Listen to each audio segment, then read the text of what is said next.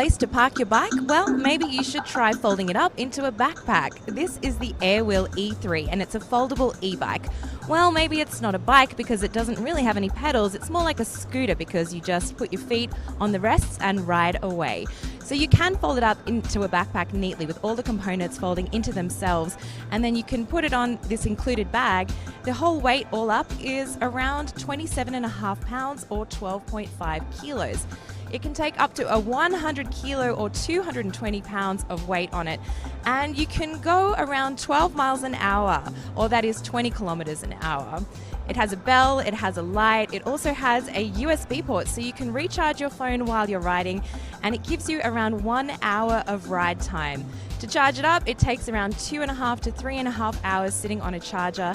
I rode it around the halls here at CES. It's indoor use pretty much only rather than designed for outdoor use.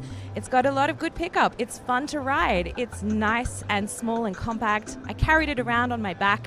It is heavy, but it's not really designed as your everyday commuter. It's more designed for things like warehouse runs, indoor runs for security guards, and maybe shopping centers. It is $700 and the Airwheel E3 is available now.